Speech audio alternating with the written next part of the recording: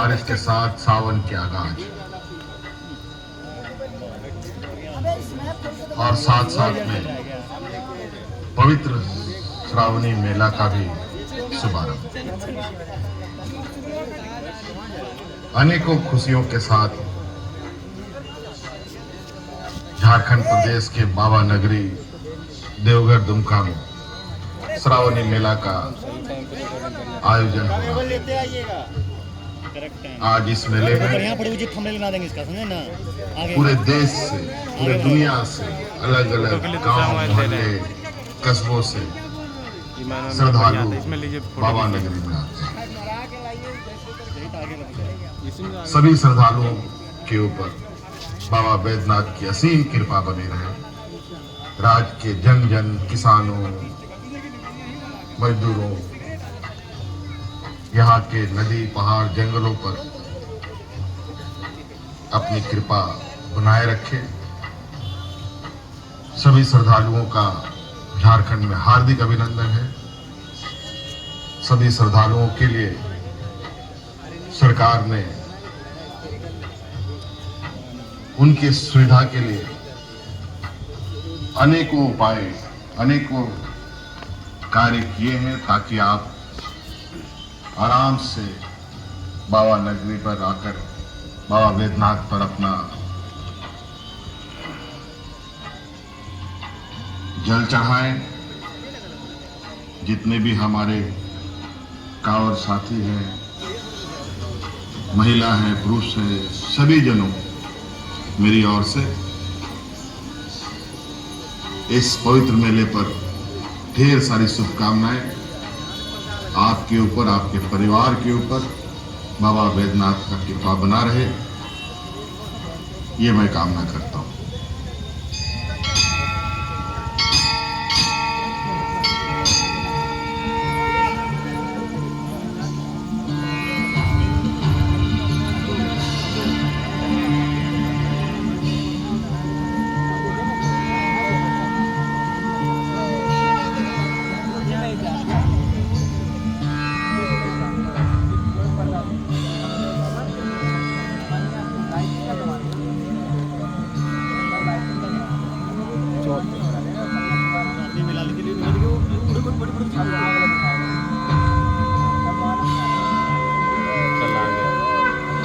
पूर्वोत्तरे प्रज्वलिका निधाने सदा वसंतम गिरिजा समेतम सुरासुराधित पादपद्यम श्री वैद्यनाथम तमहम नमामि।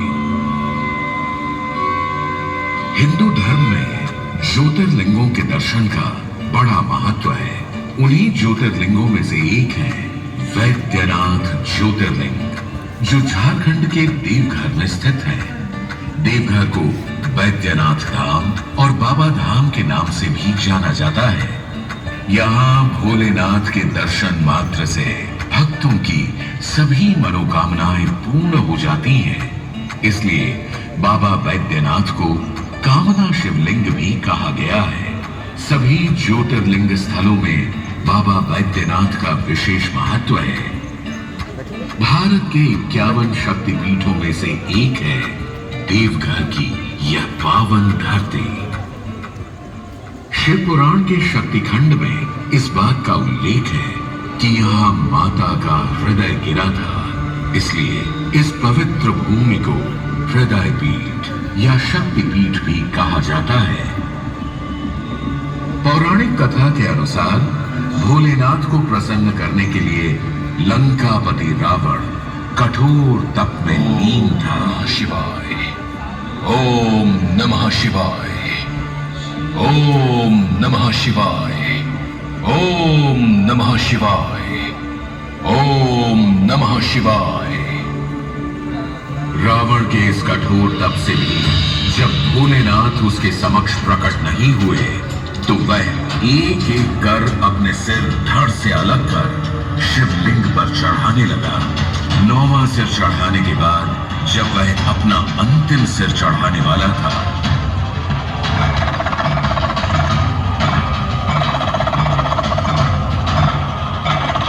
उसी समय महादेव प्रकट होकर क्षण भर में उसके के 10 सिरों को उसके धड़ से जोड़कर बोल पड़े, हे लंकापति, तुम्हारे इस कठोर तप से मैं प्रसन्न हुआ।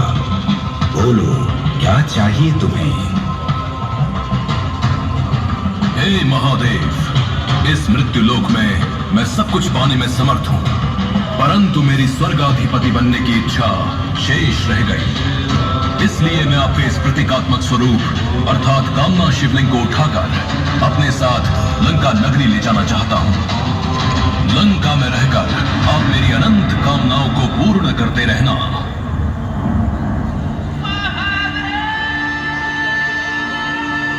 हे दशानन, तुम्हारी तपस्या से प्रसन्न हो मैं तुम्हें इसे लंका ले जाने की आज्ञा देता हूँ, किंतु मार्ग में यदि इसे पृथ्वी पर रखने की भूल की तो यह सदा के लिए वहीं विराजमान हो जाएगा।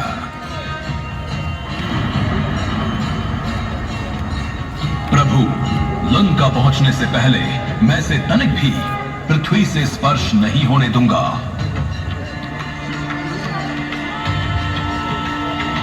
भगवान शिव के इस निर्णय से सभी देवता चिंतित हो गए। देवताओं ने भगवान विष्णु के संग रावण को अपने साथ शिव स्वरूप को लंका ले जाने से रोकने की योजना बनाई। योजना अनुसार मां गंगा ने देवताओं की मदद के लिए रावण की प्यास घंटों तक बुझने न दी। रावण अपनी प्यास बुझाने की कोशिश करता रहा। अंत में वह शिवलिंग को लेकर चल पड़ा, किंतु अत्यधिक जल पीने के कारण बाद में वह लघु शंका के वेग को सहन नहीं कर पाया।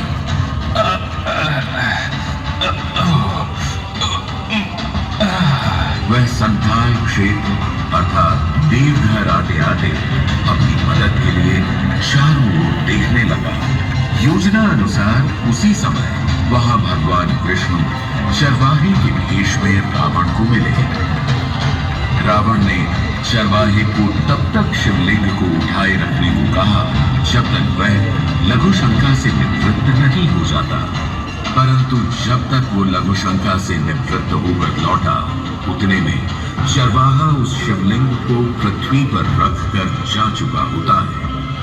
रावण अपनी पूरी ताकत के साथ शिवलिंग को धरती से उखाड़ने की कोशिश करता है।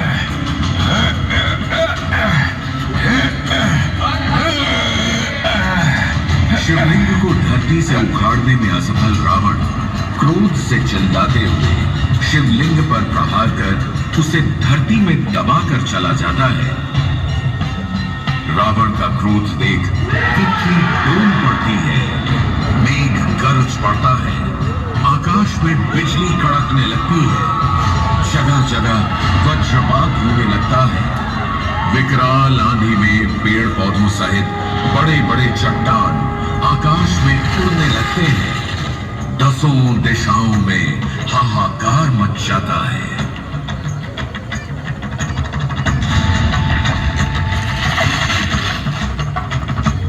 रावण के क्रोध से भयभीत मृत्युलोक को शांत करने के लिए ऋषि मुनि शिवलिंग का पूजन करते हैं।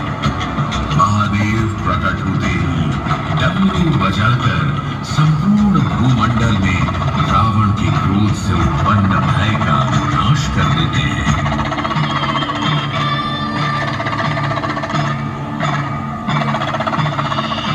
समय का पहिया घूमकर कलयुग में प्रवेश करता है। वर्तमान भौतिक संसाधन से भरी आधुनिक जीवन शैली के बीच अध्यात्म का बोध कराता देवघर का श्रावणी मेला आस्था की पराकाष्ठा को परिभाषित कर रहा होता है। प्रत्येक वर्ष की तरह इस वर्ष भी सावन में यहाँ लाखों शिव भक्तों की भीड़ उमड़ पड़ी है। इन भक्तों को कांवरिया कहा जाता है। ये शिव भक्त बिहार के भागलपुर के सुल्तानगंज में बह रही उत्तर वाहिनी गंगा से गंगा जल भरकर लगभग 105 किलोमीटर पैदल कांवड़ यात्रा करते हुए देवघर पहुंचते हैं और सावन के प्रत्येक सोमवार को बाबा बैद्यनाथ का जलाभिषेक करते हैं। ऐतिहासिक श्रावणी मेले में भारत के अलग अलग हिस्सों से ही नहीं बल्कि नेपाल, भूटान, म्यांमार, जापान सहित कई देशों से शिव भक्तों का आना जाना पूरे सावन महीने में लगा रहता है। सुल्तानगंज से देवघर तक कांवरिया मार्ग के किनारे शिविर, दुकानें, पंडाल आदि कांवर यात्रा की शोभा बढ़ाते दिखते हैं। सावन की रिमझिम फुहार से सराबोर आस्था का भगवा रंग कठिन कांवर यात्रा की पीड़ा का आभास तक नहीं होने देता है। या बोल बम का नारा लगाते लगाते गला बैठ जाए, शिव भक्त को इसकी तनिक भी सुध नहीं रहती।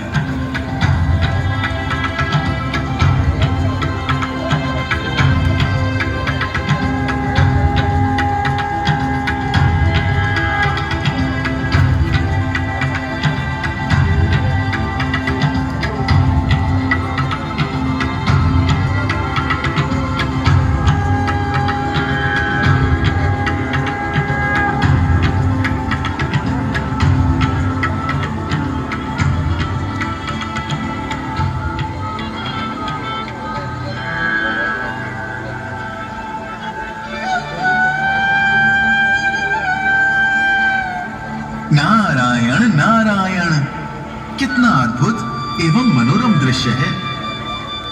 प्रणाम देवर्षि। प्रणाम। हे इंद्रलोक की अप्सराओं, आप बादलों की ओर से क्या देख रही हो?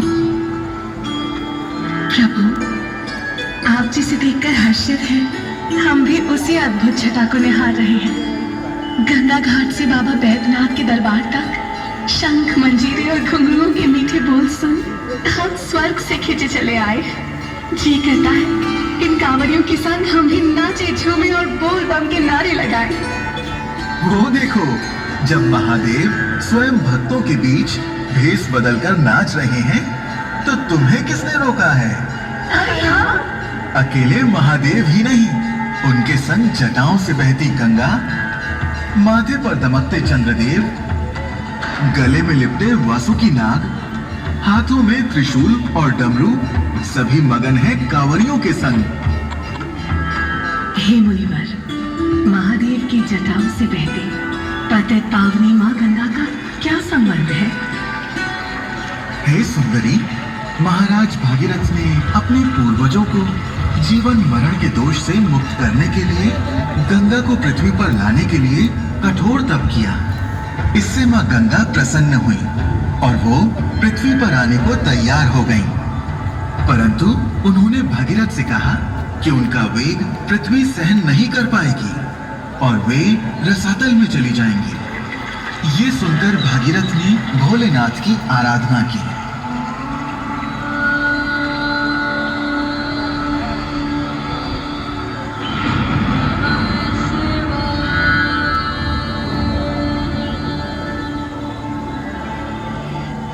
भोलेनाथ ने गंगा को अपनी जटा में धारण कर उसकी केवल एक धारा को पृथ्वी पर जन कल्याण के लिए भेज दिया। और चंद्रदेव?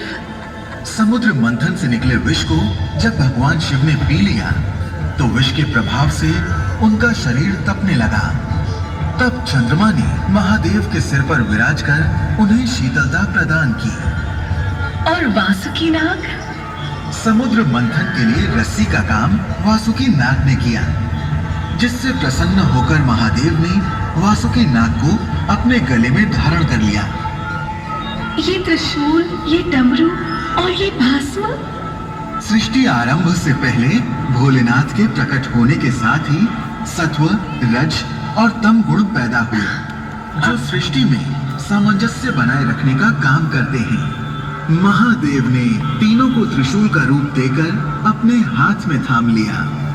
ठीक उसी प्रकार सृष्टि के संतुलन के लिए उन्होंने डमरू धारण किया है। शिवजी को मृत्यु का स्वामी माना गया है और शिवजी शव के जलने के बाद बची भस्म को अपने शरीर पर लेप लेते हैं। इस प्रकार शिवजी भस्म लगाकर संसार को ये संदेश देते हैं कि हमारा ये शरीर नश्वर है, मुनिवर, वो देखिए बाबा बैद्यनाथ की नगरी में श्रावणी मेले का उत्सव।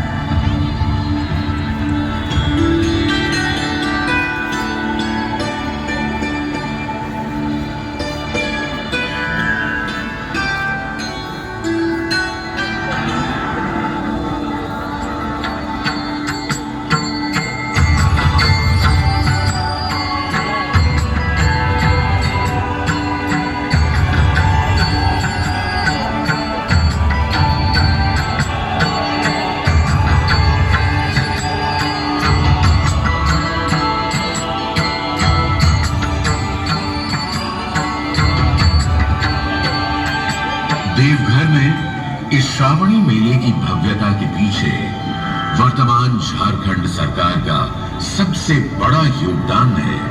देश की आजादी के 76 वर्ष होने के साथ झारखंड के निर्माण के भी 22 वर्ष हो गए। झारखंड ने भी अपनी एक खास यात्रा पूरी की है। झारखंड के विकास का भी देश के विकास में अपना विशिष्ट योगदान रहा है। यहाँ के खनिजों से राष्ट्र की आर्थिक धमनियां मजबूत हो रही हैं। यहाँ के कोयले से पूरा देश ऊर्जा प्राप्त करता है। युवा झारखंड को विकास की हर चुनौती का सामना करते हुए निरंतर आगे बढ़ना है।